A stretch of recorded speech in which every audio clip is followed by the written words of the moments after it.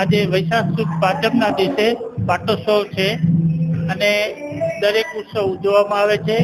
રમણ રેતીના દર્શન છે, માખણ લીલાના દર્શન છે, અનેક દર્શન ઉજવવામાં આવે છે. આજે લક્ષ્મીનારાયણ પાટોત્સવ 450 વર્ષ ઉપર જૂનું છે આ મંદિર. જય લક્ષ્મીનારાયણ. મારું નામ જયમીન વ્યાસ છે. આપ અત્યારે જે જોઈ રહ્યા છો તે લક્ષ્મીનારાયણ મંદિર જે 450 વર્ષથી ભુજમાં બિરાજમાન છે અને લક્ષ્મીનારાયણનો આજે પાટોત્સવ છે અને ગઈકાલે ખૂબ જ સરસ સંગીત સંધ્યા હતી. તો આજે પાટોત્સવમાં સાંજે અને અત્યારે પણ દર્શનમાં દરેક ભાવિક ભક્તોને ભાવભીનું આમંત્રણ છે અને જે જાહેર પ્રસાદી છે તેમાં પણ ભાવભીનું આમંત્રણ છે.